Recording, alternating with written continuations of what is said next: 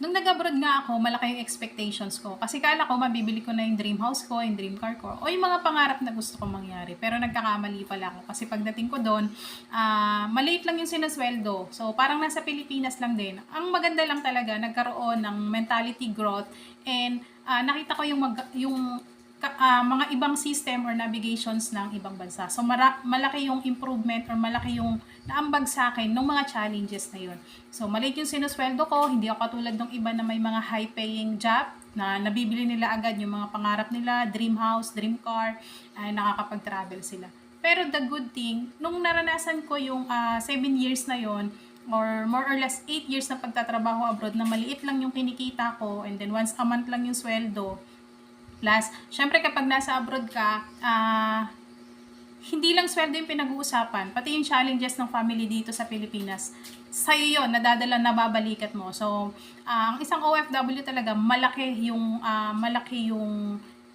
yung responsibilities niya at hindi lang sweldo yung pinag-uusapan. Pero dun ko nakita at ang kagandahan na kailangan talagang makapag-build ng isang strong financial mentality ang isang OFW or kahit hindi OFWs. Ang maganda lang kasi kapag nalalayo ka sa family, doon dinadrive yung sarili mo na makapag-save or makahanap ng extra backup na mapalitan yung temporary life mo as an OFW. So, yun nga, nakita ko yung International Marketing Group na isang financial brokerage company at ang unang-una nilang aim is buksan yung isip mo pagdating sa financial. So, this is distribution services at magkaroon ng mga access sa mga financial services. So, yun yung kagandahan. Una, binild nila yung savings mentality and kung paano ka makakapag-exit sa being employee or OFWs, yan, and then kung gaano ka ba kalakas, ka-strong, yan, then kung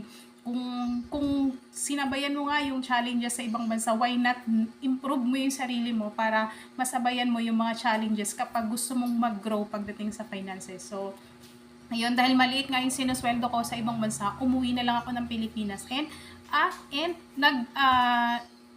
nag-learn ako ng process to grow my financial mentality. So, being OFW, dapat temporary lang yan, okay lang yan, but at the same time, habang tumatanda, dapat kasama din natin yung mga anak natin. And then, hindi habang buhay, breadwinner ka. Kapag yung mga tinulungan mo dati, kaya nang magtrabaho, let them work for their needs. No? Hindi laging ikaw ang nagdadala nung pangangailangan or ikaw ang nagpo-provide, turuan mo rin sila, turuan yung family pagdating sa finances. Maraming salamat and God bless.